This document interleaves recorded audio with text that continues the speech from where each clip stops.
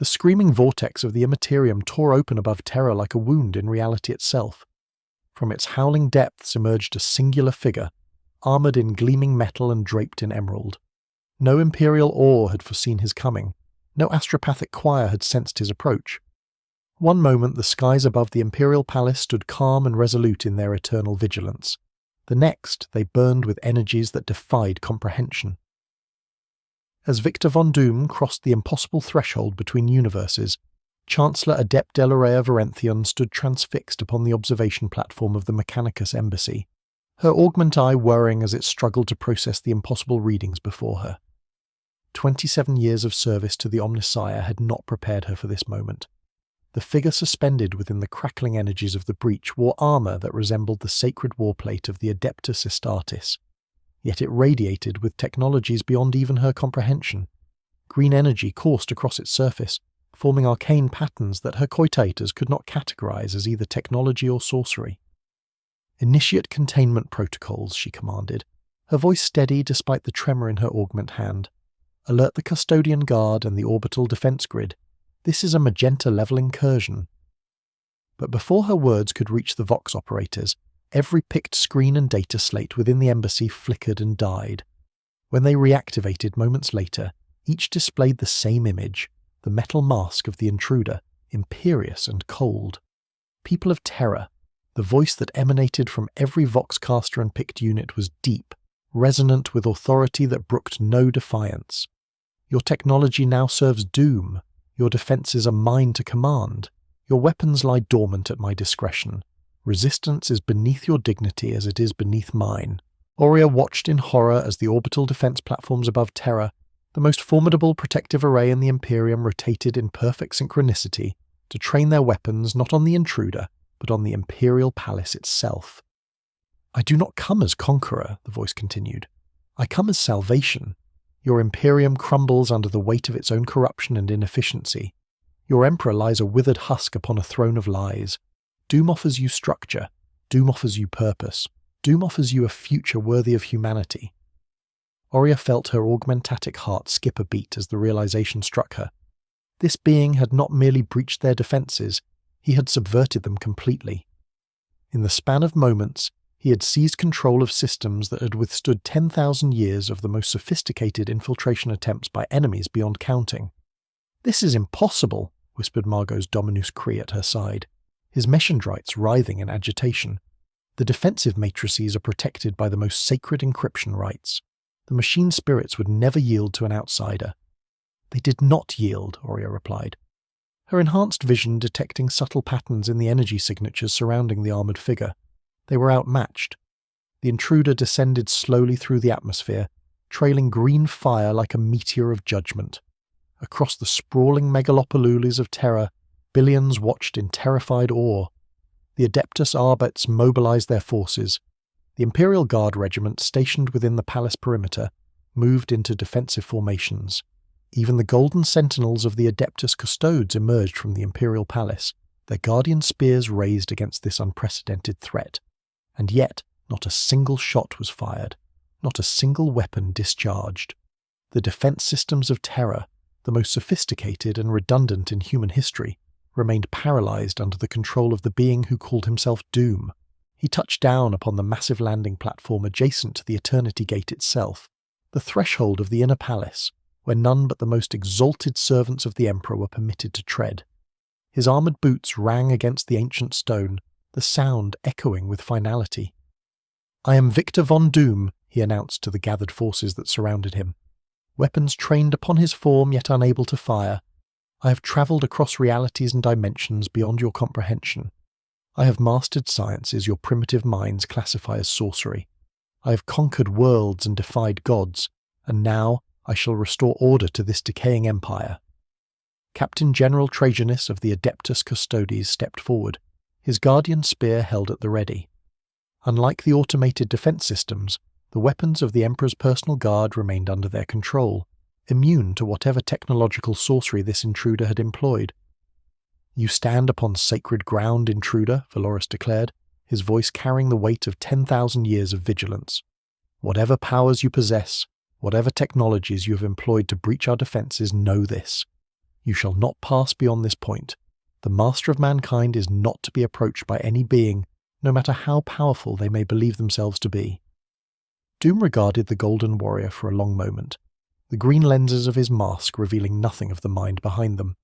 Your loyalty is commendable, he said at last, but misplaced. I have not come to harm your Emperor. I have come to succeed him. With those words, Doom raised his gauntleted hand. The air around him shimmered with energy that defied classification by any imperial lexicon. It was neither purely technological nor wholly psychic. It existed in the impossible space between science and sorcery, a domain that the orthodoxy of the Mechanicus denied could exist. A pulse of emerald light exploded outward from his armoured form, washing over the assembled warriors. For an instant, every system, every weapon, every augment implant within its radius simply ceased to function. The custodians staggered, their neurogal implants momentarily overwhelmed. Their Kitari forces collapsed entirely, their more extensively modified bodies rendered inert by the pulse. Only Valoris remained standing, the protection afforded by his ancient armour, allowing him to weather the assault. With a roar of defiance, he charged forward, guardian spear aimed at the heart of the intruder. Doom did not evade. He met the charge head-on, his gauntleted hand catching the adamantium tip of the spear mere inches from his chest. For a moment the two figures stood locked in a tableau of impossible strength, neither yielding. Impressive Doom acknowledged. Few can withstand the force of my will. Fewer still can resist my technology. You are worthy of respect. Guardian. I do not require the respect of heretics, Valoris replied, applying more pressure to his spear. Doom nodded once, as if having confirmed something to himself. Then you shall have my mercy instead. A surge of energy coursed down the length of the Guardian spear, not destroying it, but temporarily disrupting the ancient technologies woven into its construction. Valoris found himself holding what amounted to a mundane weapon, its machine spirit temporarily silenced. Before the Captain General could recover, Doom struck. A precise blow to the chest plate of the custodian's armour, delivered with such calculated force that it found the minute gap between the masterfully crafted segments. Valoris fell to one knee, not from the damage to his enhanced physiology, but from the temporary disruption of his armour's support systems. You could have killed me, Valoris observed, his voice level despite his compromised position. Death is wasteful, Doom replied, and Doom is not wasteful. Your skills and loyalty will serve a greater purpose under my direction. The standoff at the Eternity Gate continued for 7 days and 7 nights. Imperial forces gathered from across Terra surrounding the landing platform, where Doom had established his presence. Assassins of the official Assassinorum made 17 attempts on his life. None returned. Battle tanks and artillery pieces were brought to bear, only to find their machine spirits unresponsive, or their ammunition transmuted to useless matter through means that defied explanation. On the 8th day, Doom acted not against the Imperial forces that had gathered to oppose him, but against an enemy they had not yet detected. His armour suddenly blazed with power, and he launched himself skyward with the force of a missile. Eloria, who had established a command post within the Mechanicus embassy, overlooking the Eternity Gate, tracked his ascent with growing confusion. Then her augment eye detected what her natural one could not, a distortion in the fabric of reality high above Terra's atmosphere, a tear forming in the veil between real space and the warp. Throne of the Omnissiah, she whispered, a demonic incursion. The tear widened. Disgracing creatures of nightmare, demons of Tench, drawn perhaps by the sorcerous energies that Doom had wielded, poured through the breach. Leading them was a Lord of Change, its vast wings spanning the width of the rift, its feathered form shimmering with mutagenic energy. The orbital defense grid, still under Doom's control, remained silent. The defense lasers that should have scoured the demonic entities from existence did not fire. For a terrible moment, Aurea believed that Doom had deliberately left Terra vulnerable, that this invasion was somehow part of his inscrutable plan. Then she saw him ascend to meet the demonic host alone. Green lightning crackled around his armoured form as he accelerated toward the breach, his cape billowing behind him like a war banner. Impossible, breathed Magos beside her. No single being could stand against such a force. Even a Primarch would require an army at their back. The Lord of Change noticed Doom's approach and gestured with its staff. Reality itself seemed to bend and twist, forming a cage of pure warp energy around the ascending figure. Any other being would have been trapped, their soul torn from their body by the mutagenic energies of the warp. Doom did not slow. The cage of energy shattered around him like glass, the fragments dissipating into nothingness. The Lord of Change recoiled in surprise, an emotion rarely witnessed in a being of such ancient cunning. Your reality is malleable. Doom's voice carried impossibly through the vacuum of space, transmitted perhaps through the same technology that had subverted Terra's defences. Mine is absolute. He reached the daemon, his gauntleted hands glowing with energy that was neither purely technological nor purely psychic. The Lord of Change struck with its staff a weapon that had shattered the souls of greater beings than this metal-clad human. Doom caught it with one hand, the impact sending ripples through the fabric of reality itself. With his other hand, he reached into the very substance of the demon, his fingers closing around something essential and immaterial. The Lord of Change thrashed and writhed, its form distorting as it attempted to escape. You thought to feed on the energies of my arrival. Doom, said, his voice cold with disdain. But Doom is not prey. Doom is not a resource to be consumed. Doom is power itself. He clenched his fist. The Lord of Change did not die, for demons cannot truly die, but it was unmade. Its essence scattered across the warp in fragments too small to reconstitute without the direct intervention of its patron god. The lesser demons that had followed it through the breach shrieked in terror and retreated, the rift closing behind them. Doom descended slowly back to Terra, his armour showing no signs of damage from the encounter. The billions who had witnessed the battle through picked feeds and observation ports stared in stunned silence. Here was a being who had faced the horrors of the warp single-handedly and emerged victorious. Here was power on a scale that defied comprehension. As his feet touched the landing platform once more, Doom addressed the assembled forces that had gathered to oppose him. You see now what I offer, he said, his voice carrying to every corner of the palace complex. Not conquest, but protection. Not tyranny, but order. The enemies that beset your imperium from all sides would fall before my power. The decay that eats at your foundations would be reversed under my guidance. I do not ask for your worship. I demand only your recognition of the inevitable. Doom is the future of humanity. Captain General Valoris, who had recovered from their earlier encounter, stepped forward once more. We have survived 10,000 years of constant warfare against the galaxy's most terrible threats, he declared. We have endured the predations of demons, xenos, and traitors without surrendering our sovereignty to any being save the Emperor himself. We do not require a new master. You mistake requirement for destiny, Doom replied. What you require is irrelevant. What you are destined for under my guidance is greatness restored. Before Valoris could respond, a new voice entered the confrontation. Lord Inquisitor Hezekiah, Voke of the Ordo Malus, pushed through the ranks of custodians, his ancient form supported by a harness of arcane technology. His eyes, having witnessed horrors beyond counting across his 3 centuries of service, fixed upon Doom with calculated assessment. You wield powers that our doctrines classify as sorcery, Vogue stated, his voice carrying the weight of judgment. You have subverted machine spirits through means unknown to our tech priests. You have violated the sanctity of Terra itself through your unauthorized arrival. By the authority vested in me by the Golden Throne, I declare you excommunicate Tartarus. A murmur ran through the assembled Imperial forces. Such a declaration authorized the most extreme measures against the target, sanctioning their immediate destruction by any means necessary. Doom tilted his head slightly, regarding the ancient Inquisitor with what might have been amusement. Your Emperor rose to power through means your current doctrines would condemn as heresy, he observed. He wielded technologies and psychic abilities that your Mechanicus and Inquisition would now classify as forbidden. Your hypocrisy is noted but ultimately irrelevant. Doom does not require your permission to save you from yourselves. With those words, he raised his hands once more. The air around him shimmered with energy, forming a dome that expanded outward at tremendous speed. Unlike his previous assault, this energy did not disable or harm.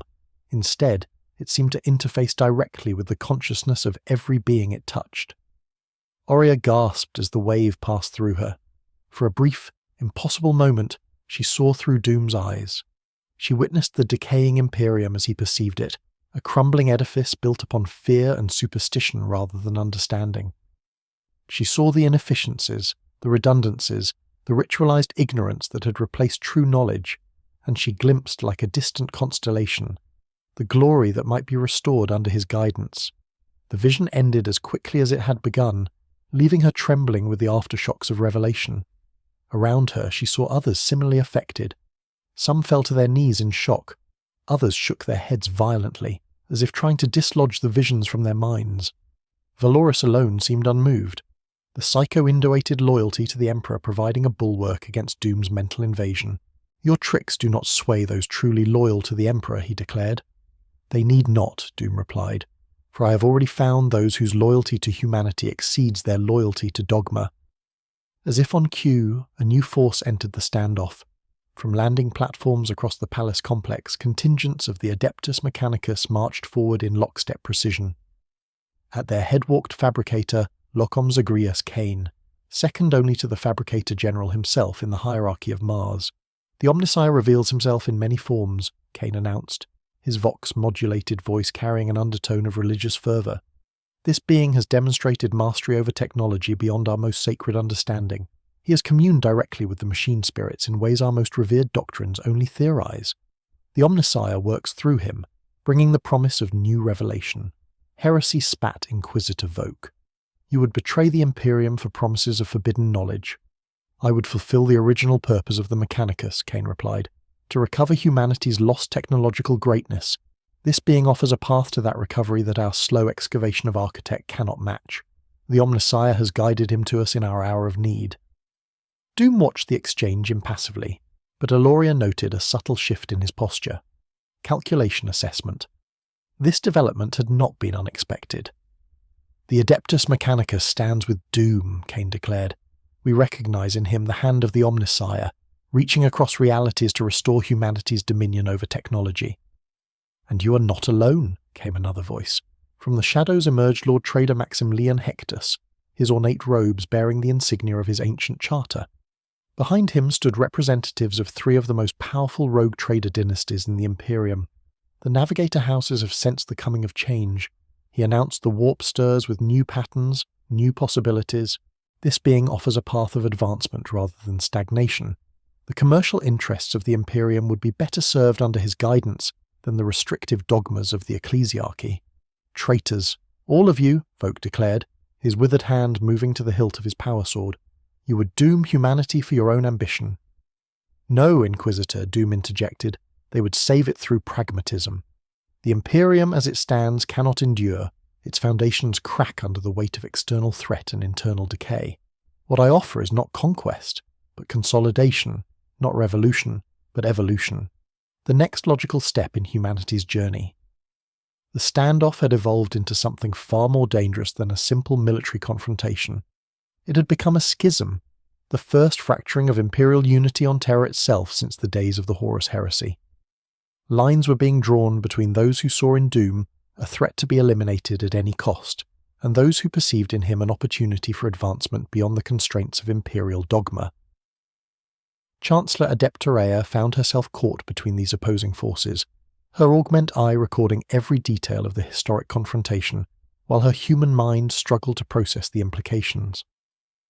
The vision Doom had shown her still lingered at the edges of her consciousness, a tantalizing glimpse of possibility. She watched as more forces arrived at the perimeter of the standoff. Elements of the Imperial Navy, led by Lord Admiral Lazarus, took position alongside the Mechanicus and Rogue Trader contingents. Opposing them were the adamantine ranks of the Adeptus Custodes, supported by the arrival of a Sister of Silence cadre, their null auras creating pockets of psychic deadness in the charged atmosphere. Doom observed these developments with the calculating patience of a being accustomed to witnessing the rise and fall of empires. When he spoke again, his voice carried a new note of finality. "The lines have been drawn," he observed. "Those who recognize necessity stand with me. Those bound by dogma stand against me. I had hoped to avoid conflict, but I am not unfamiliar with its necessity." He raised his gauntleted hand, and the orbital defense platforms that had remained dormant throughout the confrontation hummed to life once more. But rather than targeting the palace, they reoriented toward the outer reaches of the Sol system. "Your enemies approach," Doom announced.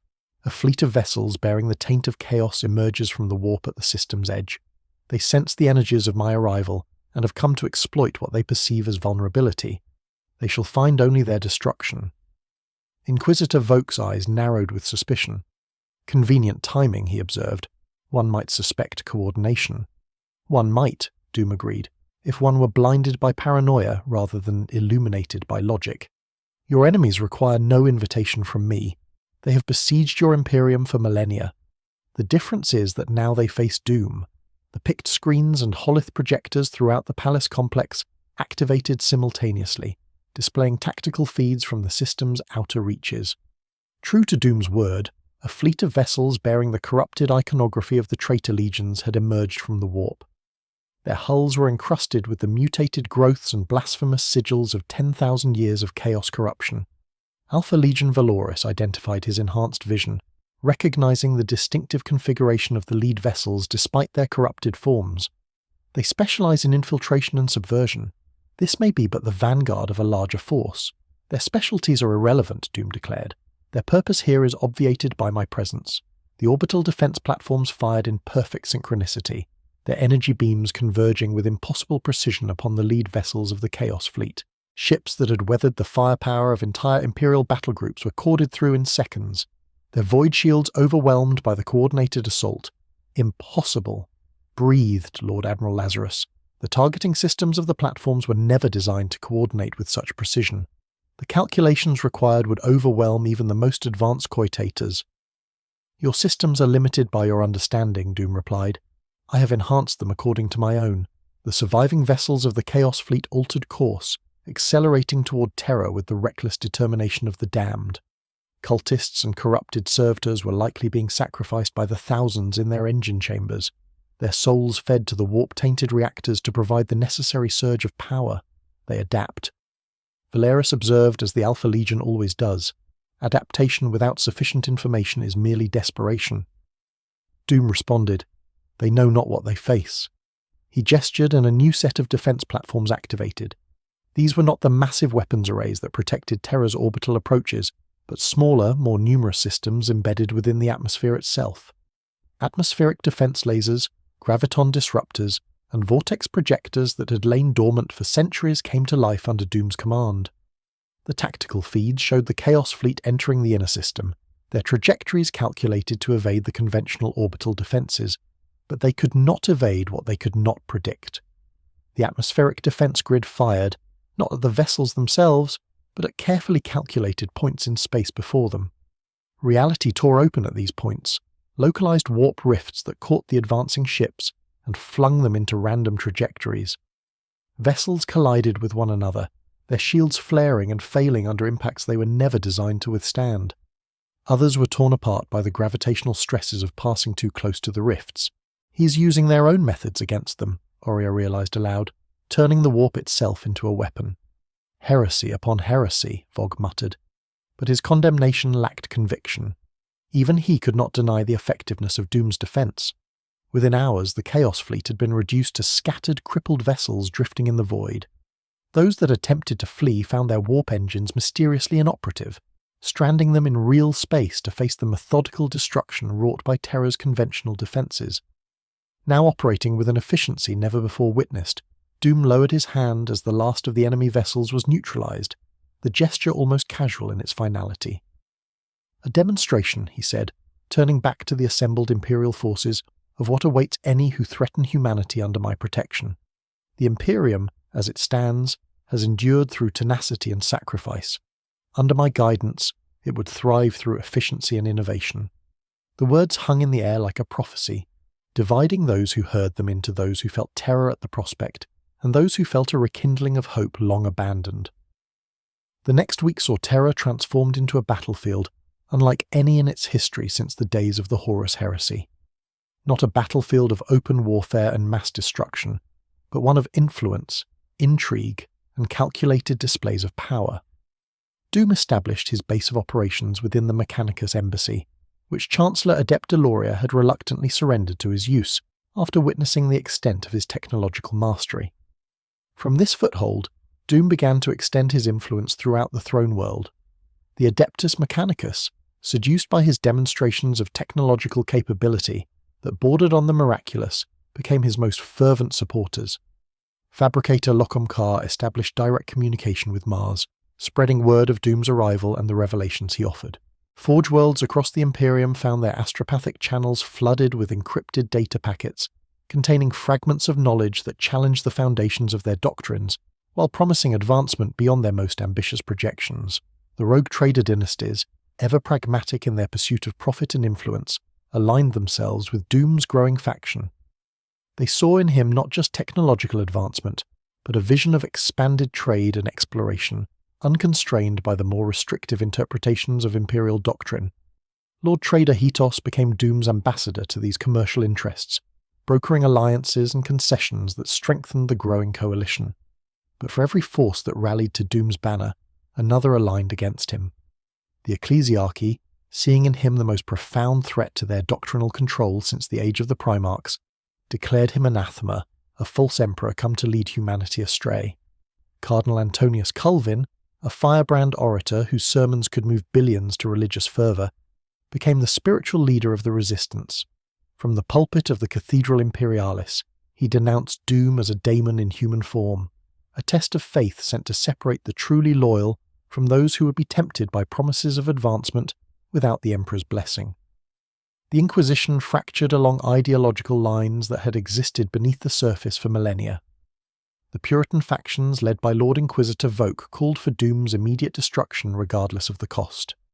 The radical factions, seeing in him a potential tool to be used against the enemies of humanity, counselled observation and potential cooperation.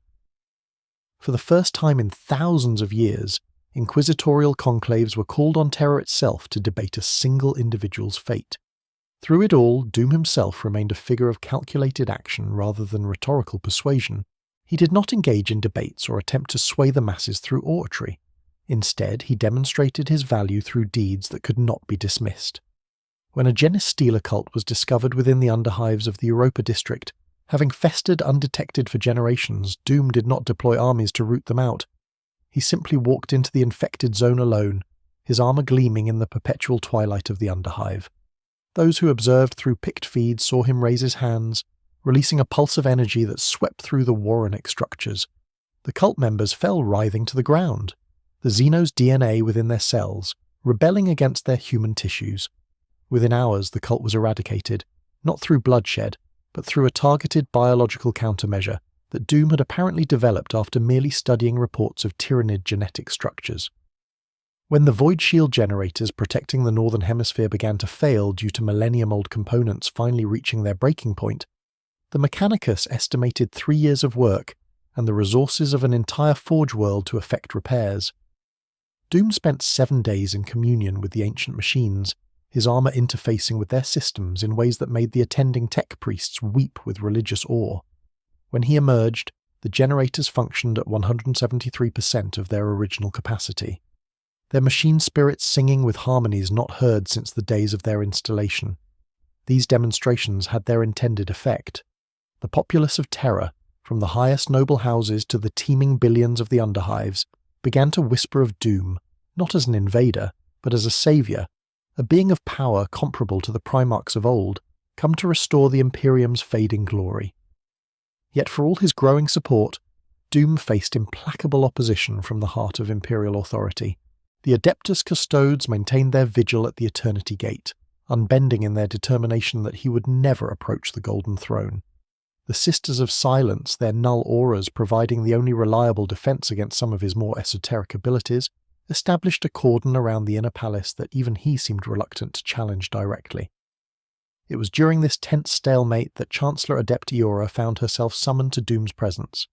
The Mechanicus embassy had been transformed under his direction, its once familiar chambers now housing technologies that defied her comprehension, despite her extensive augmentation and training. Servitors moved with a fluid grace that should have been impossible for their crude cybernetic systems.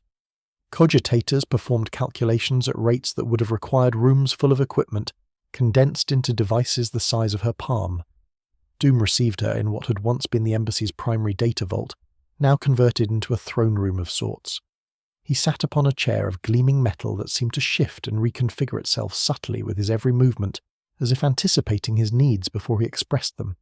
Chancellor Adept, he greeted her, his voice modulated to project authority without aggression. "Your presence has been requested because your position grants you a unique perspective on the current situation." Oria bowed slightly, the gesture dictated by protocol rather than deference. "I serve the Omnissiah," she stated carefully. "Some among my order believe you to be his avatar. Others consider your technology an abomination." "And what do you believe?" Chancellor Adept Doom asked, leaning forward slightly. "You have witnessed my works. You have seen the enhancements I have made to systems your order has maintained for millennia. Does your logic not compel certain conclusions?" Oria chose her words with precision born of political survival. "I believe that you possess knowledge beyond our current understanding. Whether that knowledge represents the Omnissiah's will, or a deviation from it, remains unclear to me." Doom studied her for a long moment, the green lenses of his mask revealing nothing of his thoughts. Then he rose from his throne with fluid grace, gesturing for her to follow him to a holith projector dominating the centre of the chamber. "Your caution is noted but unnecessary," he said. "I do not require your faith, only your reason. Observe." The holith activated, displaying a three-dimensional representation of the Sol system. Within it, glowing markers indicated the position of every significant Imperial installation, vessel, and defense platform. But beyond these familiar elements, Oria saw new patterns emerging at the system's edge, distortions in real space that her augment eye identified as potential warp rifts forming. "The conflict on Terra has weakened the fabric of reality," Doom explained. "The psychic emanations of billions of souls in turmoil create resonances in the warp. Your enemies gather, drawn by the prospect of a divided Imperium. They will strike within 27 days. Oria studied the projections, her coitators confirming the mathematical validity of his predictions. "If you have foreseen this, why not simply inform the Imperial authorities? This threat concerns all factions, regardless of their position on your presence, because their response would be inadequate," Doom replied simply. "The Imperium's defensive doctrines are based on reaction rather than anticipation. By the time they mobilize sufficient forces, the incursion would have already begun. What I propose instead is a preemptive action that will not merely repel this threat, but eliminate it entirely." The holith shifted, displaying new configurations of the defense platforms and orbital installations. Oria's enhanced vision recognized modifications to their fundamental operating principles, alterations that would allow them to generate overlapping fields of disruptive energy across the entire system.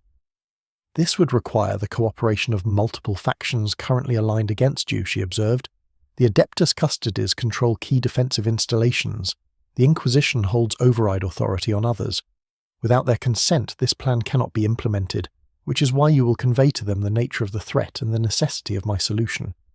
Doom stated, "Your position grants you access to representatives of all major factions. Your augmentic systems will allow you to present my data with perfect fidelity.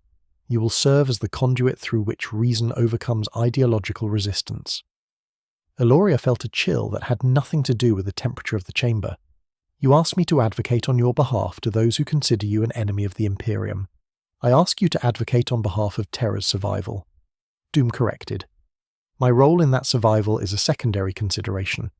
Logic dictates that prevention of extinction takes precedence over doctrinal purity." He was right, of course. Her primary loyalty was to the preservation of humanity and its technology. If Doom's predictions were accurate, and her analysis suggested they were, then the threat approaching Sol would overwhelm the fragmented Imperial defenses unless they united under a single strategic vision. "I will present your data," she conceded, "but I cannot guarantee that it will be received with anything but suspicion. Suspicion is the natural response of the ignorant when confronted with superior knowledge," Doom replied. "But even the most dogmatic minds can be swayed by the prospect of annihilation. You will succeed because the alternative is unacceptable." The confidence in his voice was not arrogance, she realized, but the calm certainty of a being who had calculated all possible outcomes and found them favorable. It was the same certainty that had allowed him to stand alone against a Lord of Change, to subvert the defenses of Terra itself, to rewrite the operating principles of technology that had remained unchanged for millennia. For the first time since his arrival, Oria found herself wondering not whether Doom could deliver on his promises of advancement and protection, but whether the Imperium would survive the transformation his presence demanded. The following days saw her moving between the factions that divided Terra, presenting Doom's data with the dispassionate precision expected of a senior Mechanicus adept. She stood before the Senatorum Imperialis, the High Lords who still maintained a semblance of governance despite the crisis. She knelt in the austere chambers of the inquisitorial fortress, enduring the psychic probes that sought deception in her augmented mind. She even approached the Captain General of the Custodes, presenting the data directly to the Golden Warriors who guarded the Emperor's physical form. The responses varied, but shared a common thread of suspicion. The High Lords bickered among themselves, unable to reach consensus. The Inquisition demanded more proof, more time to verify predictions that by their very nature allowed no time for extended analysis. Only Valorous of the Custodes provided a response that offered some hope of cooperation. "We have faced extinction before," the Captain General told her, his ancient eyes betraying nothing of his thoughts. "We have stood against the darkness when all seemed lost. If this threat is as grave as your data suggests, we will meet it as we have met all others, with blade and bolter, and unwavering faith in the Emperor's vision." "Faith alone will not repel this enemy," Aurea replied, emboldened by the urgency of her mission. "The modifications Lord Doom proposes to our defense grid would multiply its effectiveness tenfold. Without them, projections indicate casualties in the billions, even assuming eventual victory." Valorous regarded her silently for a long moment. "You speak of Lord Doom now," he observed. "Not the intruder, not the usurper. Your loyalty shifts, Chancellor Adept." "My loyalty remains to humanity's survival," she countered. "As does yours, Captain General. Can you truly reject a strategy that would save billions simply because of its source?" The question hung between them, unanswered, but not dismissed. When she departed the custodian chambers, Aloria carried with her neither agreement nor refusal, but something perhaps more valuable: doubt in the absolutism that had previously guided the Custod's response to Doom's arrival. She returned to the embassy to find it transformed yet again. What had once been the central administrative level had been converted into a war room of unprecedented sophistication. Holith projectors displayed real-time information from across the Sol system, tracking movements of vessels, fluctuations in the warp, and the status of every defensive installation from Mercury to the Kuiper Belt. Doom stood at the center of this storm of information, his armor interfacing directly with the projection systems. He turned as she entered, his posture revealing that he already knew the results of her diplomatic efforts. "They hesitate," he stated. "They debate while Doom approaches. Their stubbornness will cost lives. They are bound by 10,000 years of tradition," replied. "Change comes slowly to the Imperium by design rather than oversight. A design that has led humanity to the brink of stagnation and collapse," Doom countered. "But no matter, I have anticipated their reluctance and prepared accordingly. The defense grid will be modified with or without their explicit consent." Aurea felt alarm surge through her augment systems. "You would override their authority directly. That would confirm their worst suspicions about your intentions." "Their suspicions are irrelevant compared to their survival," Doom replied. "I do not seek their approval, only their continued existence. They may judge my methods after they have witnessed their results." Before she could formulate a response, the Holith displays flickered with urgent notifications. Proximity alarms from the system's outer reaches were activating in sequence, forming a wave of alerts that raced toward terror. "They come sooner than predicted," Doom observed, though his tone betrayed no surprise. "The warp is ever capricious, even to one who has mastered its principles as I have. The displays resolved to show a fleet emerging from the warp. But unlike the Chaos vessels that had appeared weeks earlier, these ships bore no recognizable Imperial or Xenos configuration. They were massive constructs of gleaming metal and pulsing energy, their hulls inscribed with glyphs that defied translation by even the most sophisticated coitators. "What manner of enemy is this?" Aurea asked, her augment eye struggling to categorize the unknown vessels. "One that follows in my wake," Doom replied, his voice hardening. "Hunters drawn not by the weakness of your Imperium, but by my presence within it. They are the timekeepers, entities from a reality adjacent to my own, who seek to preserve what they perceive as the proper flow of cosmic events. My transit between realities represents a disruption they cannot tolerate." Aurea processed this information with growing alarm. "You knew they would follow you. You led them to terror. I knew they would attempt to track me," Doom corrected. "I did not anticipate they would succeed so quickly. Their technological capabilities have advanced since our last encounter." The implication struck Aloria with the force of revelation. This is the threat you predicted. Not a random incursion drawn by Terra's turmoil, but hunters specifically seeking you. The distinction is academic, Doom replied. Their goal may be my elimination, but their methods would result in Terra's devastation as a consequence. They care nothing for collateral damage in their pursuit of what they deem cosmic order. Even as they spoke, the strange fleet accelerated toward the inner system, bypassing the outer defense perimeters with technologies that allowed them to phase partially out of real space, becoming insubstantial to physical barriers. Our conventional defenses cannot stop them, I realized aloud. No, Doom agreed, but I can. Their technology is formidable, but not beyond my comprehension. I have defeated them before. I shall do so again. He turned to the command interface, his gauntleted hands moving across the controls with precise efficiency. The modifications I proposed to your defense grid would have created a system capable of repelling them with minimal risk. Now more direct measures are required.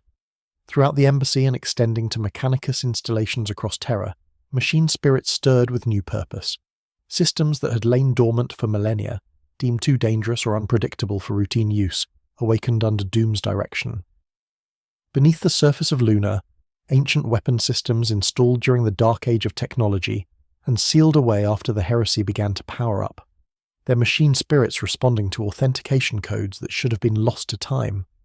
"What are you doing?" Aloria demanded, watching as system after system came online under Doom's command. "Ensuring Terra's survival," he replied simply. "The conventional chain of command has proven too slow to respond to this threat. I now implement the contingency I prepared for this eventuality." The Holith displays showed Imperial vessels throughout the system, reacting with confusion to the approaching threat and the simultaneous activation of dormant defense systems. Admirals demanded explanations that no one could provide. Planetary governors declared states of emergency. The fragile political balance that had maintained a semblance of stability since Doom's arrival now teetered on the edge of complete collapse. And through it all, the Timekeepers advanced, their strange vessels now passing the orbit of Mars. Preliminary defensive fire from the Mechanicus installations there seemed to pass straight through their partially phased hulls, causing minimal damage. They will reach Terra within hours, calculated. Even with the systems you have activated, can we repel such a force? We cannot, Doom replied, his voice level, despite the gravity of his statement. But I can. The Timekeeper's technology is designed to track and contain beings such as myself who traverse the barriers between realities. Their sensors are calibrated specifically to my energy signature. This makes them formidable hunters, but also vulnerable to misdirection. He turned from the displays, facing Aloria directly. "Chancellor Adept, you must now make a choice that will determine the fate of Terra. The political authorities have failed to act decisively. The military chain of command fragments under pressure. Only the Adeptus Mechanicus possesses both the technological capability and the organizational cohesion to implement what must be done." "What exactly must be done?" she asked, though part of her already anticipated his answer. "I must confront the Timekeepers directly," Doom declared. "Not here in orbit around Terra where their weapons could devastate the planet even as they target me, but away from population centers. I will create a duplicate energy signature, a phantom that will draw them to Mars. There, on the surface of the red planet, I will make my stand." Yuria processed the strategy, her augmented mind calculating probabilities and outcomes. Mars houses billions of Mechanicus adepts and servitors. The forges of Olympus Mons alone contain irreplaceable archaeological treasures. You would risk all this. "The alternative is the devastation of Terra itself," Doom replied. "The seat of your Emperor, the heart of your Imperium, the cradle of humanity. In this reality, the strategic calculus is clear." She could not argue with his logic, cold though it might be. "What do you require of the Mechanicus?" "Access to the vaults of Moravec," Doom answered. "Sealed beneath the surface of Mars lie technologies that even your fabricator general has deemed too dangerous to utilize. Among them is a device capable of amplifying and redirecting energy signatures across vast distances. With it, I can create the phantom that will draw the Timekeepers away from Terra. The vaults of Moravec were spoken of in whispers even among the highest ranks of the Mechanicus, a repository of technologies recovered from the Dark Age, sealed away, not merely because they were dangerous, but because they represented paths of technological development that the Mechanicus had judged fundamentally incompatible with human survival. "The vaults are sealed by order of Mars itself," Yuria stated. Even the Fabricator General would require the consent of the full Martian conclave to access them. There is no time for such formalities, Doom replied. The Timekeepers will reach Terra before any conclave could be convened. You must provide the access codes directly, Chancellor Adept. Your rank within the Mechanicus grants you knowledge of them, even if you are forbidden from using them without authorization. He was right, of course. The position of Chancellor Adept included custodianship of certain emergency protocols, including the theoretical ability to access the vaults in the event of an extinction-level threat. She had never imagined she would be called upon to use such knowledge. If I do this, she said slowly, I violate oaths I have maintained for my entire service to the Omnalsia. I become by definition a heretic to my own order. If you do not, Doom countered, you may well become the final Chancellor Adept in Imperial history. The Timekeepers will not stop with my destruction. Once unleashed upon this reality, they will seek to excise what they perceive as temporal anomalies. Your Imperium, with its warp travel and its psychic emperor, represents exactly such an anomaly from their perspective. The logic was irrefutable. The fate of Terra, perhaps of humanity itself, balanced against her personal oaths of office. Put in such terms, there was only one rational choice. I will provide the access codes, she decided, but I will also accompany you to Mars. The vaults contain dangers beyond even your comprehension. You will require a guide who understands their nature. Doom regarded her for a long moment, then inclined his head slightly. Your assistance is acceptable. Prepare yourself. We depart immediately. Within the hour, a craft unlike any in the Imperial inventory rose from the landing platform of the Mechanicus embassy. It resembled a Mechanicus Explorator vessel in its general configuration, but its propulsion systems defied conventional categorization. It did not rely on plasma drives or warp engines, but rather on what appeared to be localized distortions in space-time itself, pulling the craft forward without apparent expenditure of energy. Aurea stood on the command deck beside Doom, watching as Terra receded beneath them. The orbital defense platforms tracked their departure, but did not fire. Their machine spirits, perhaps recognizing the Mechanicus authentication codes embedded in the craft's transmission, or perhaps still under Doom's subtle influence. The Timekeepers have detected our departure, Doom observed, monitoring the sensor displays. As anticipated, a portion of their fleet alters course to intercept. The remainder continues toward Terra. Then your strategy has only partially succeeded, I noted with concern. Terra remains threatened for the moment, Doom acknowledged, but the forces remaining are now within the capability of your conventional defenses to repel, particularly with the enhanced systems I have activated. Captain General Valoris is no fool. He will recognize the tactical opportunity presented by the division of the enemy fleet. The journey to Mars took a fraction of the time it would have required using conventional Imperial technology.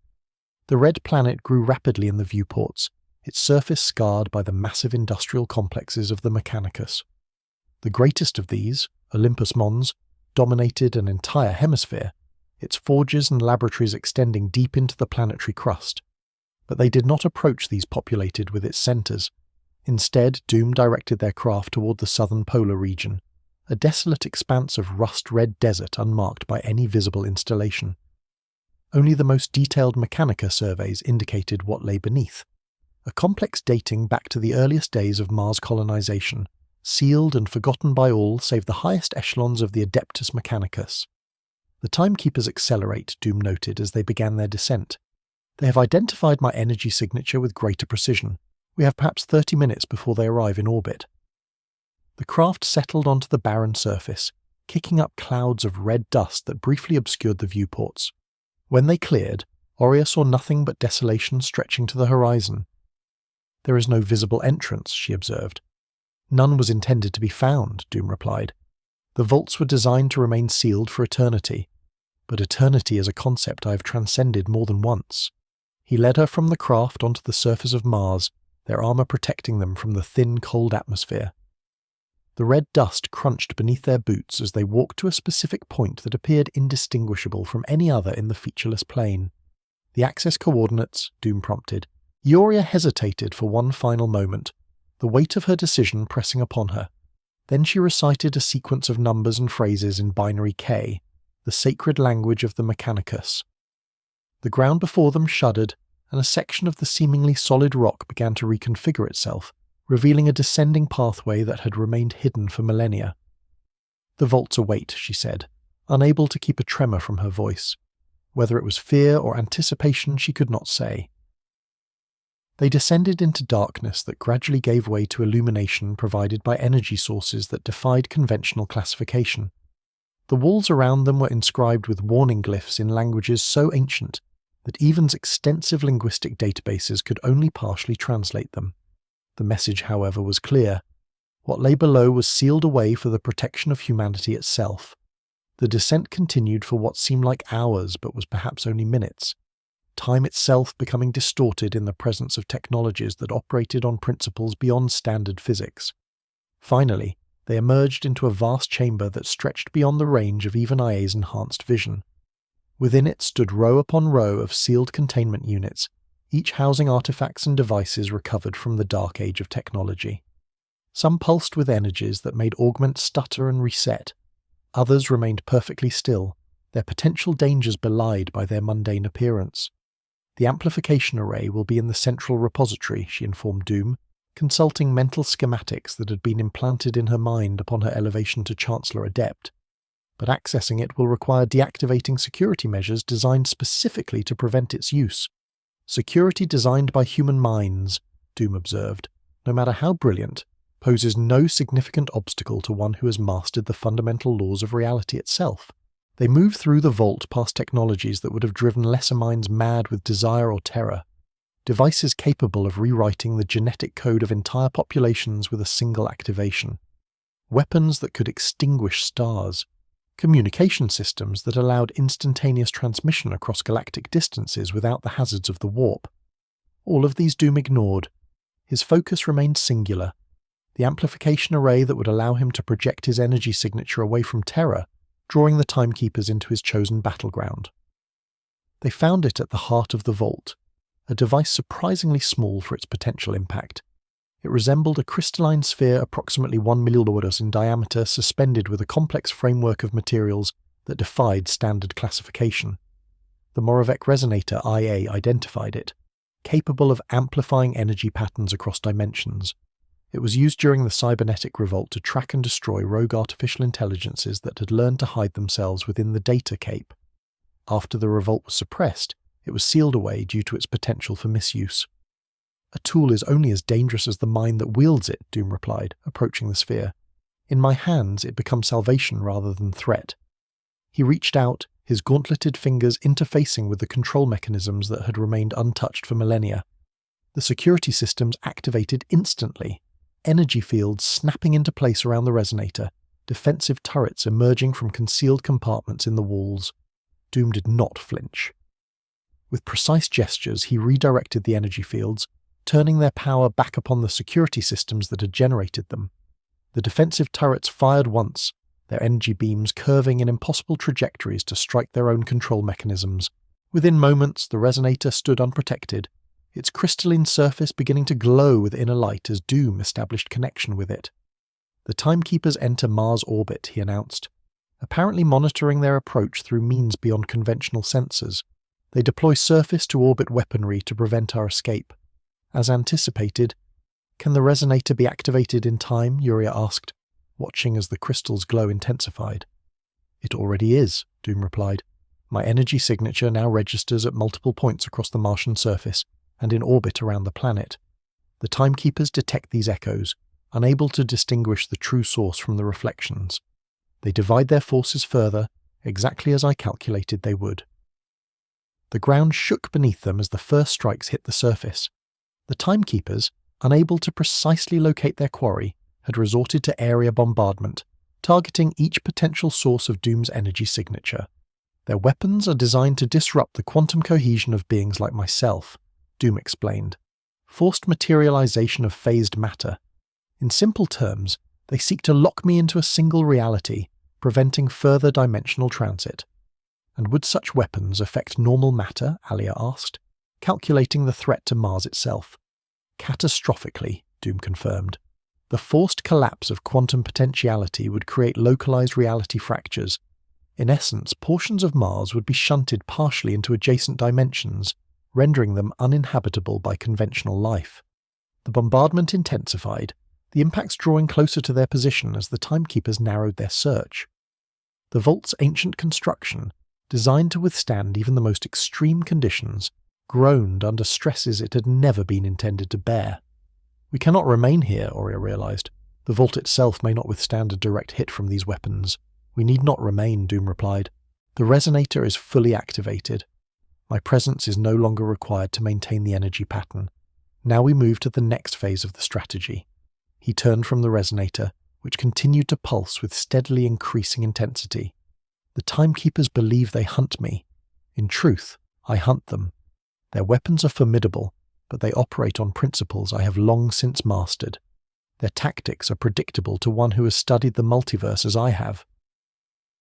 He led her back through the vault toward the surface, moving with purpose rather than haste.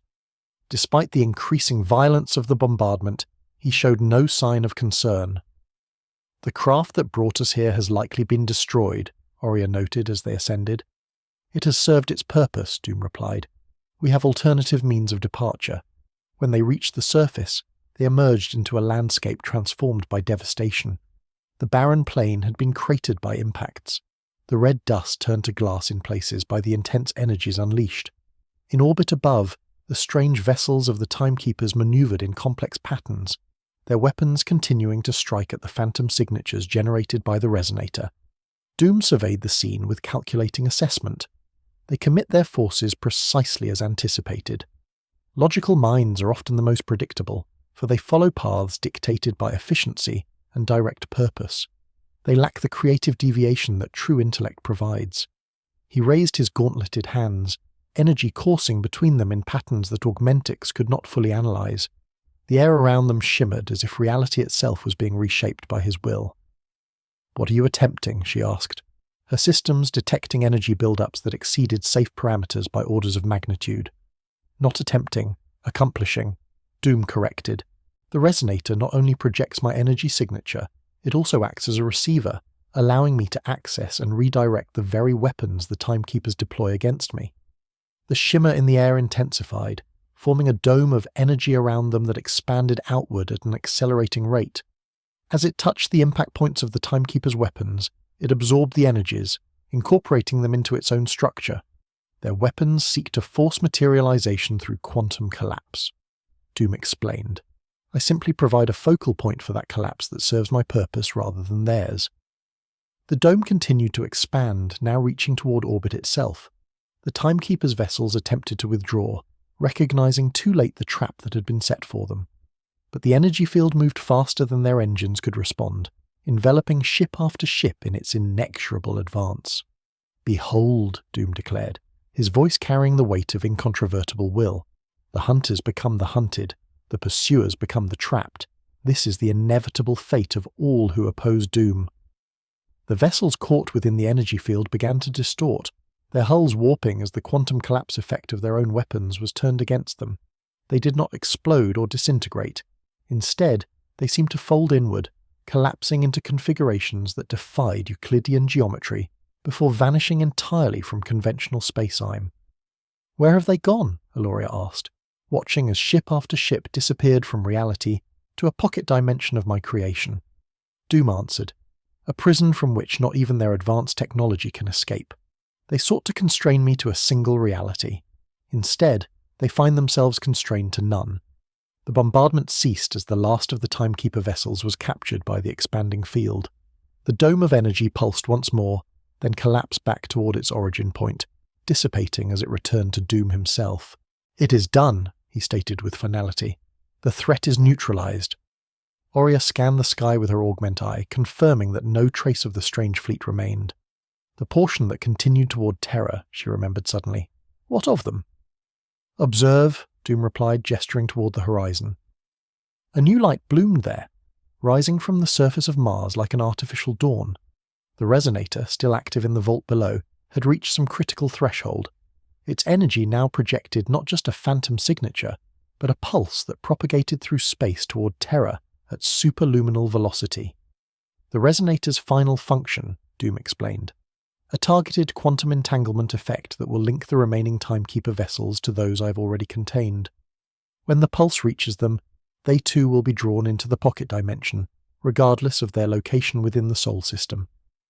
Aurea watched as the pulse faded from visible spectrum, continuing its journey toward Terra, at a speed that would allow it to reach the throne world within minutes. If Doom's explanation was accurate, the remaining threat to Terra would be eliminated without the need for conventional battle. "You have saved Terra," she acknowledged, "without the cooperation of its defenders, without the authorization of its rulers through means they would condemn as heretical." "I have done what was necessary," Doom replied simply, "as I have always done, as I shall continue to do. The judgments of lesser minds concern me not at all." The ground beneath them shuddered, not from bombardment, but from the structural stresses the vault had endured. The entrance through which they had descended began to collapse, sealing the ancient repository once more. "The vaults returned to their slumber," Doom observed.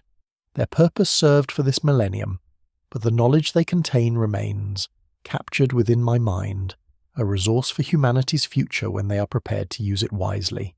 "And how do we return to Terra?" Eloria asked, looking around at the devastated landscape. "Our craft is destroyed. The nearest Mechanicus outpost is thousands of Killam distant. Return is unnecessary," Doom replied. "Events on Terra proceed according to calculation. The elimination of the Timekeeper's threat will demonstrate my value beyond dispute. The factions that opposed me will find their position untenable in the face of my vindication." He turned to face her directly, the green lenses of his mask revealing nothing of his thoughts. "You have served your purpose, Chancellor Adept. You have provided access to the tools required for Terra's salvation. You have witnessed the full extent of my capabilities. Now you face a choice that will determine your future, and by extension that of the Adeptus Mechanicus itself." "What choice?" she asked, though she already sensed its nature. "To embrace the future I offer, or to cling to the dogmas of your past," Doom stated. "The Mechanicus has preserved fragments of humanity's technological heritage, but preserved them in stasis without true understanding or advancement. I offer not merely preservation, but progression. Not simply the recovery of lost knowledge, but the creation of new understanding beyond anything your ancestors achieved." The offer hung between them, tempting in its enormity. Aurea thought of the technologies she had glimpsed within the vault, of the capabilities Doom had demonstrated since his arrival. The possibility of understanding such knowledge, of advancing beyond the ritual and dogma that had constrained the Mechanicus for millennia, was almost overwhelming. "And what would this progression cost?" she asked finally. "The Mechanicus exists as it does for reasons beyond mere tradition. The restrictions on technological development were established because humanity once nearly destroyed itself through unconstrained advancement. A valid concern, Doom acknowledged, but one predicated on the assumption that such advancement would occur without guidance, without vision, without the controlling hand of one who understands both the technology and its implications. I offer not wild innovation, but directed evolution, not chaos, but order." Ioria considered his words carefully. The logic was sound as far as it went, but something fundamental remained unrest. "And who directs this evolution?" she asked. "Who determines its course and purpose? Who decides what humanity becomes through this progression?" "I do," Doom replied without hesitation. "As I have directed the destiny of my own reality, as I shall direct this one." And there it was, the core truth behind all his actions since his arrival on Terra. Not malevolence, but absolute certainty in his own rightness. Not destruction, but reconstruction according to his singular vision. Not conquest for its own sake, but reshaping according to an immutable conviction that his way was the only correct path. "That is a power no single being should possess," Aurea stated, her voice firm despite the diminutive stature of her augmented form before his armoured presence. "Not even one of your capabilities, perhaps especially not one of your capabilities." Doom regarded her for a long moment, the silence stretching between them. "You choose restriction over advancement," he observed finally. "Fear over potential. How disappointing. If predictable, your mind is impressive by the standards of this reality, Chancellor Adept. I had hoped you might see beyond the limitations imposed upon your thinking." "I see clearly," she replied. "I see a being of immense power who believes his judgment superior to all others. Who would reshape humanity according to his vision alone?" The Emperor himself did not claim such absolute authority. Even at the height of his power, the Emperor failed. Doom stated flatly. His vision faltered, his imperium decayed, His body withers upon a throne of technology he himself barely comprehended. I would not repeat his mistakes. Perhaps his greatest wisdom was in recognizing that humanity must ultimately determine its own course. Aurea suggested, even if that course includes inefficiency, error, and occasional regression, the path you offer is cleaner, more direct, but it eliminates the essential quality that defines humanity: choice. The ground shook more violently beneath them, the structural integrity of the entire region compromised by the battle that had taken place above. Fissures began to open in the Martian surface, releasing gases long trapped beneath.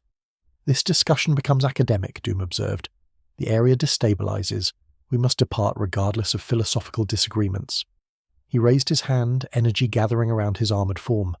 I return to Terra to complete what I have begun. You may accompany me or remain here to face the consequences of your choice. Aurea stood her ground, her augmentatic eye recording every detail of the consequences, the being before her.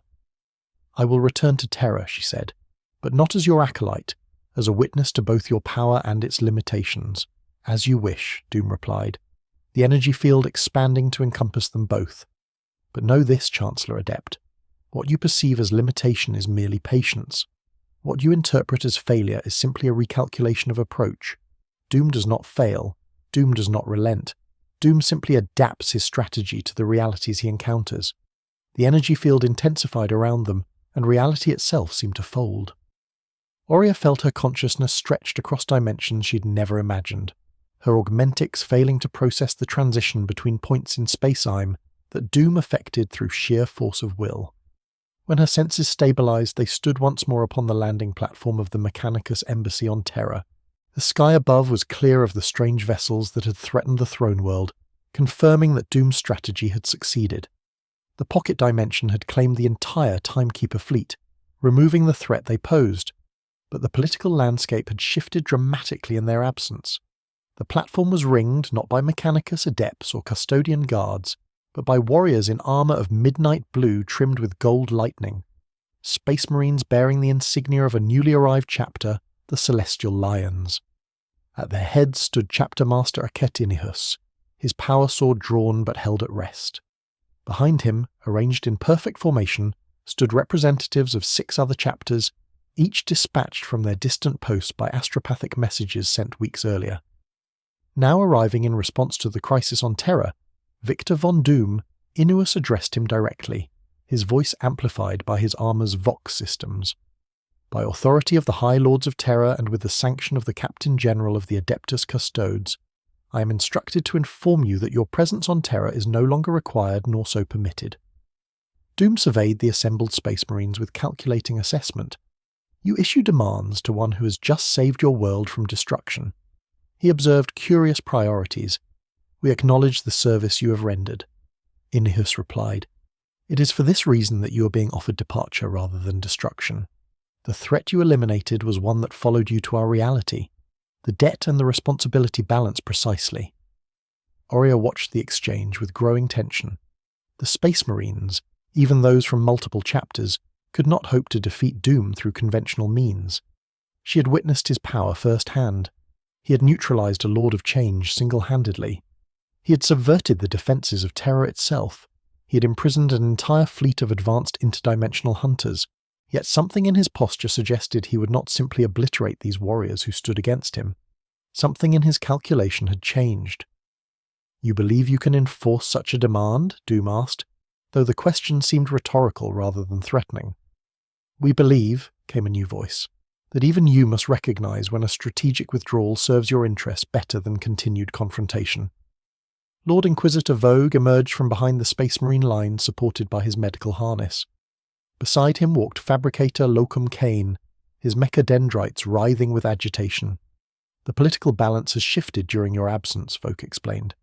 Your most ardent supporters among the Mechanicus have been shown evidence of certain modifications you made to Mars' defense grid. Modifications that included override protocols accessible only to you, which would have allowed you to turn those defenses against Mars itself if it served your purposes. Kane's artificial eyes flickered with crimson light.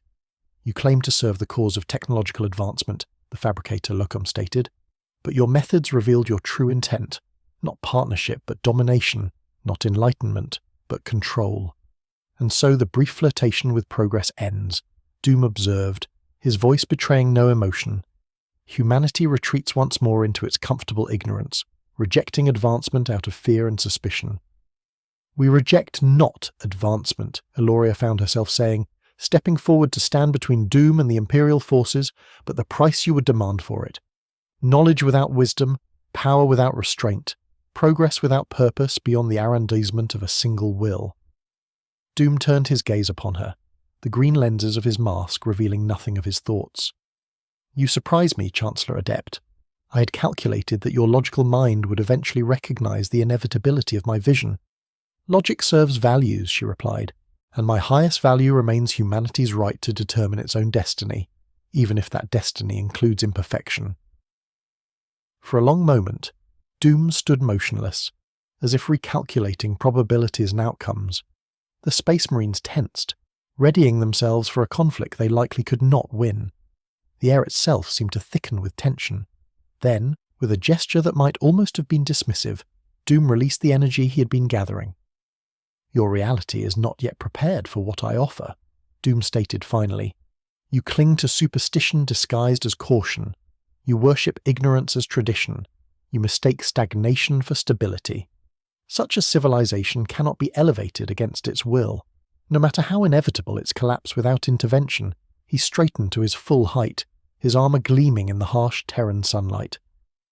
I shall depart your reality as requested, not out of fear of your weapons, which pose no true threat to me, not out of respect for your authority, which I recognize only as a temporary configuration of power, destined to fade like all before it. I depart because the expenditure of effort required to reshape your civilization against its own resistance has become inefficient. A chill ran through at these words, not a surrender, but a cost-benefit analysis, not mercy, but resource allocation. Doom was leaving not because he could not conquer, but because he judged the Imperium unworthy of the effort required to save it from itself. Then we are agreed. Inquisitor Vogue stated, his ancient voice carrying the weight of judgment. You will return to your reality and the breach between our worlds will be sealed. The breach exists because I willed it, Doom replied. It shall close when I depart for the same reason. Your reality will continue on its path without my guidance. Whether that path leads to salvation or extinction remains to be seen. He turned to Eloria one final time. You chose loyalty to a flawed system over the certainty I offered. Remember that choice in the years to come, Chancellor Adept, when the threats I would have eliminated consume what remains of your Imperium. Before she could formulate a response, the air around Doom began to shimmer with the same energies that had marked his arrival. Reality itself seemed to bend and fold around his armoured form, the green light of his power intensifying until it became painful to observe even with augmentatic eyes. Doom departs, his voice echoed, already sounding distant despite his physical presence. But Doom does not forget. Should your Imperium survive the coming darkness, should humanity in this reality evolve beyond its current limitations, Doom may return, not as saviour, but as equal, not as ruler, but as ally. Until then, your fate remains your own.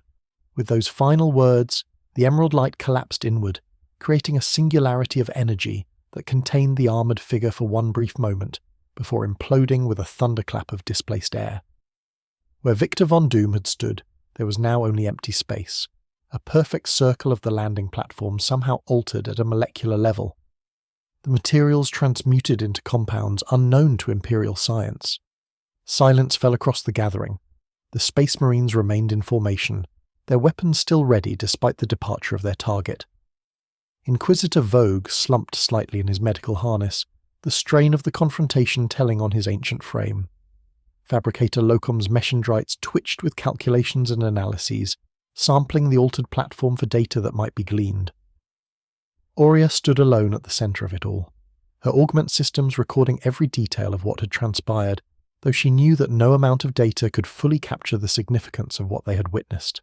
A being from another reality had come to Terra, had nearly subverted the Imperium from within, had saved it from external threat, and had departed with a warning that lingered like a prophecy. "It is done," Vogue declared finally, breaking the silence. "The intruder has departed. Terra is secure once more." But was it? I wondered. Doom had departed, but the divisions he had exploited remained. The factions that had aligned with him had done so not merely because of his power, but because of the promises he represented. Technological advancement without the constraints of dogma, efficiency without the burden of tradition, purpose without the uncertainty of faith. Those desires would not disappear with his departure. If anything, they might intensify in his absence, the brief taste of possibility he had offered, becoming a hunger that could not be satisfied within the constraints of imperial doctrine. Chapter Master Inihurs sheathed his power sword, the action marking the formal end of the confrontation.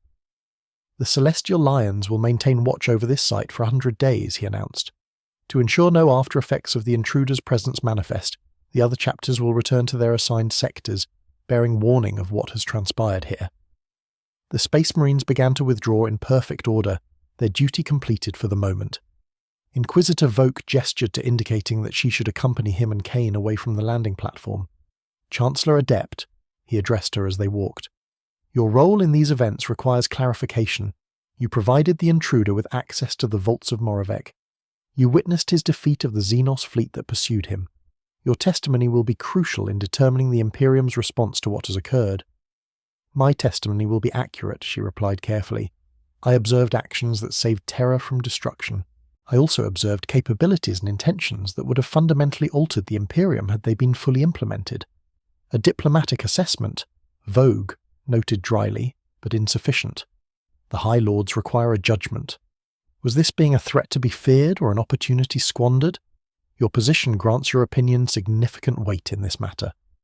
Oria considered the question with the full analytical capacity of her augmented mind. The data was clear. Doom had possessed power beyond any individual the Imperium had encountered since the days of the Primarchs. He had demonstrated both the ability and the will to reshape human civilization according to his vision.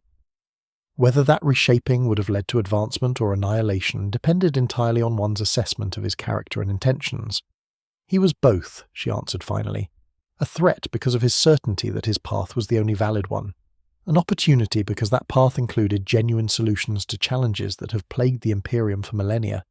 We were right to reject the absolute authority, he demanded. We would be equally wrong to reject the insights his presence revealed. Kane's artificial eyes focused on her with new intensity. You speak of insights. Explain. Doom exploited divisions within our power structure that existed long before his arrival. Eloria elaborated. He offered technological advancement that appealed to the Mechanicus precisely because our progress has stagnated under the weight of ritual and dogma.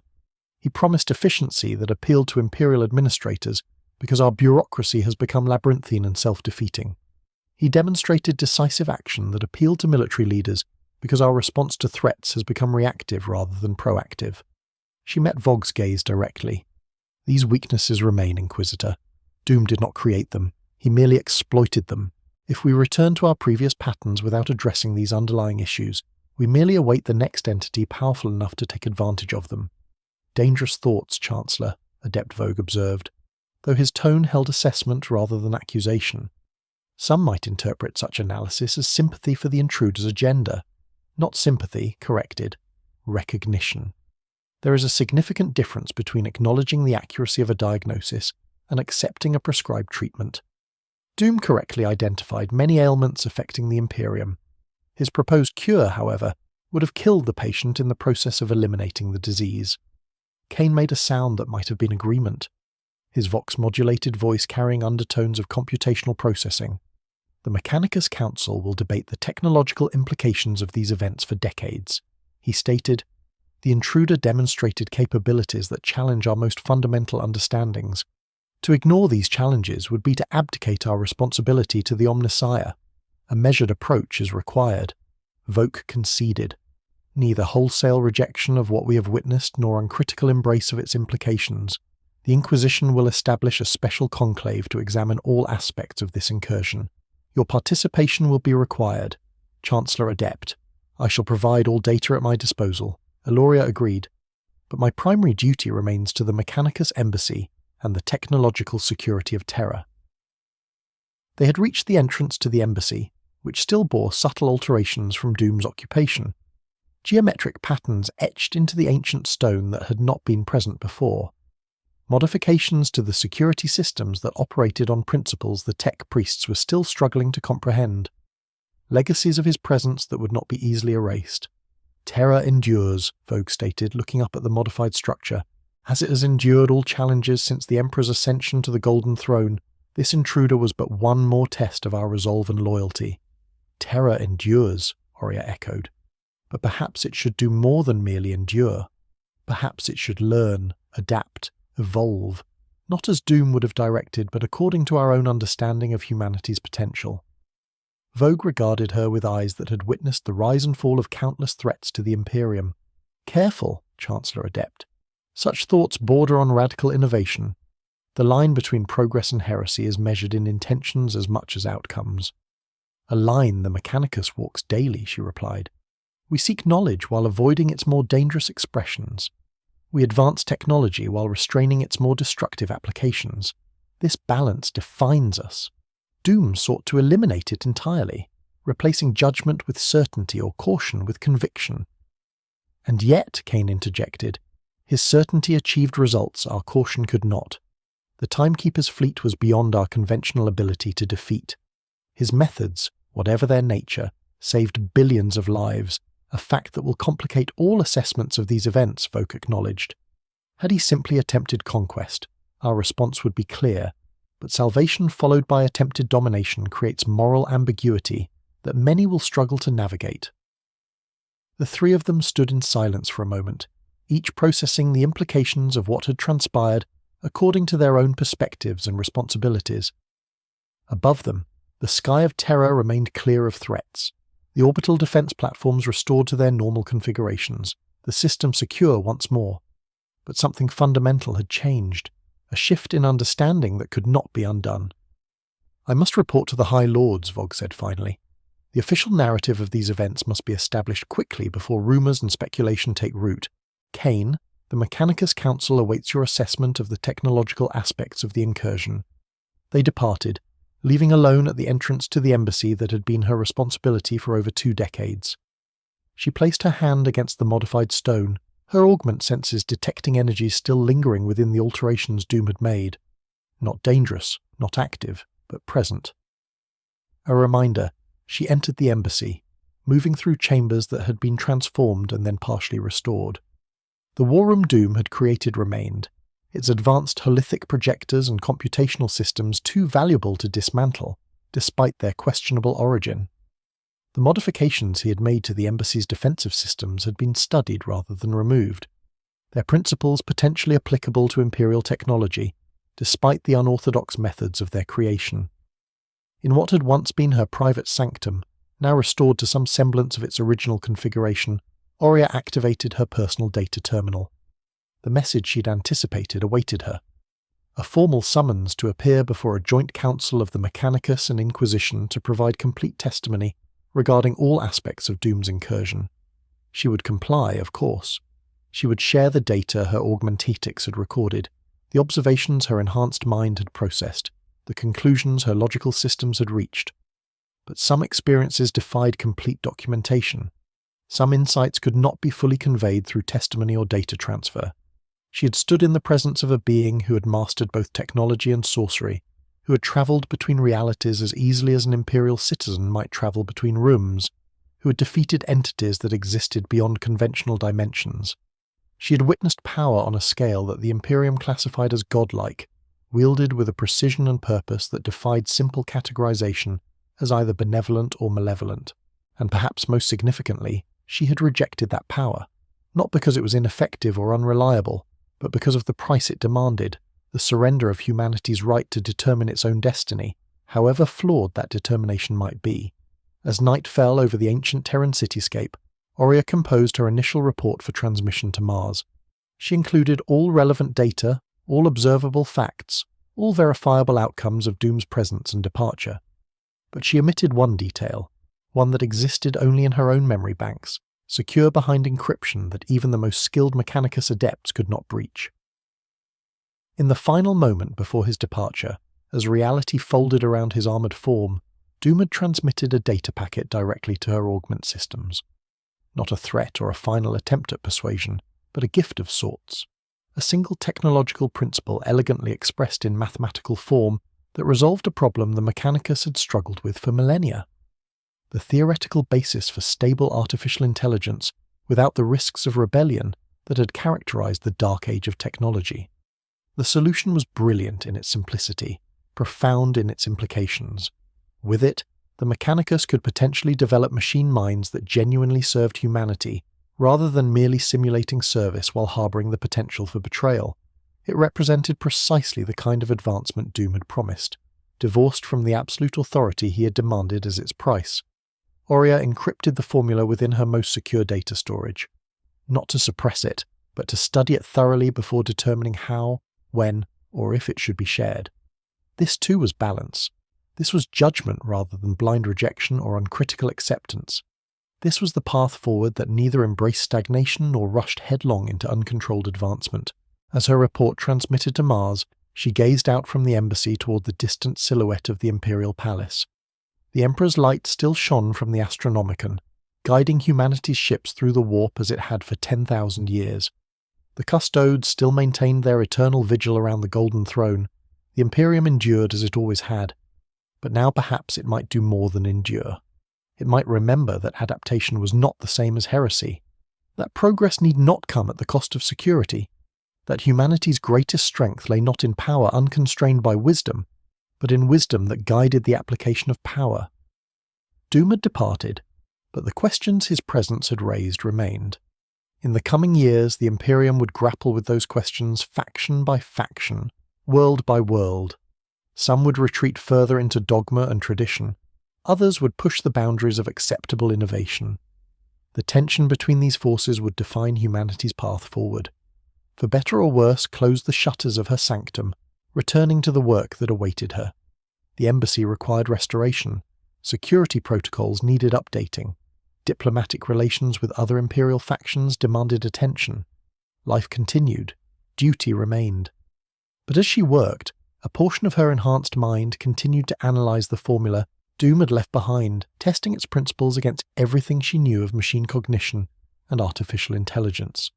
And in that analysis, she found something unexpected. Not merely a solution to a technological problem, but a reflection of the choice she had made when standing between Doom and the imperial forces arrayed against him. The formula created balance between autonomy and purpose, between capability and constraint. It offered not domination of machine by man, but partnership guided by shared values. It rejected both the total control Doom had sought to impose and the total freedom that had led to rebellion in ages past. Perhaps reflected, this was Doom's final message.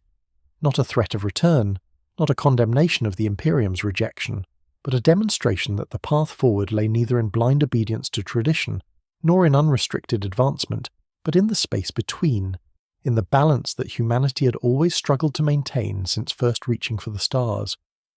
As dawn broke over Terra, casting long shadows from the spires of the Imperial Palace, Aurea completed her work and prepared for the inquiries that would occupy the coming months. The embassy hummed with activity as tech priests and servitors restored systems and analysed the alterations Doom had left behind. Reports flowed in from across the Sol system as the full extent of the Timekeeper's defeat was confirmed. Life continued. The Imperium endured. But something had changed. A subtle shift in perspective that would ripple outward through time and space, influencing decisions and actions in ways that even the most sophisticated prognostication engines could not fully predict. Victor von Doom had come to the Imperium of Man. He had sought to conquer it not through force of arms, but through force of will, offering salvation at the price of submission.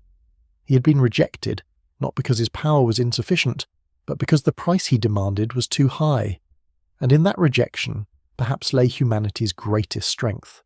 The stubborn insistence on determining its own destiny, even in the face of beings whose power approached the divine. The refusal to surrender agency, even when the path forward seemed uncertain or fraught with peril.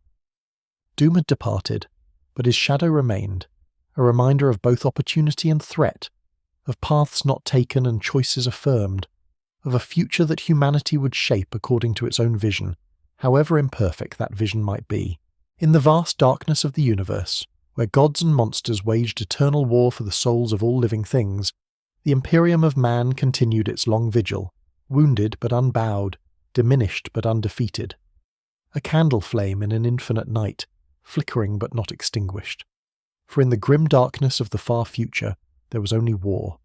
But within that war, within that darkness, there remained choice, and as long as humanity could choose, it would endure.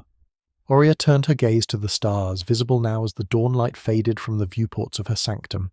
Somewhere beyond those stars, beyond reality itself, Doom continued his own journey. Perhaps he would return someday as ally rather than conqueror. Perhaps he would find other realities more receptive to his vision, other civilizations more willing to accept his guidance. But the Imperium had made its choice. For better or worse, humanity would face the coming darkness on its own terms, not as Doom would have remade them, but as they had forged themselves through 10,000 years of struggle and sacrifice. The Emperor protects, Ioria thought, but humanity endures through its own stubborn refusal to surrender what makes it human, the right to choose its own path, even when that path leads through shadow. She closed her augmentatic eye, focusing inward on the formula that represented Doom's final gift, a seed of potential that might, with proper cultivation, bloom into a future neither he nor the Imperium had fully imagined, a middle path between stagnation and reckless advancement. Balance. The lesson Doom himself had perhaps failed to learn in his certainty that his way was the only way, the principle that might yet guide humanity through the darkness toward a dawn none could yet foresee. In her private data log, encrypted beyond the reach of even the most determined tech priest or inquisitor, Oria recorded a final observation. Doom came, Doom departed, but the questions he raised remain, and in those questions may lie the seeds of humanity's salvation, not as he envisioned it, but as we choose to define it for ourselves.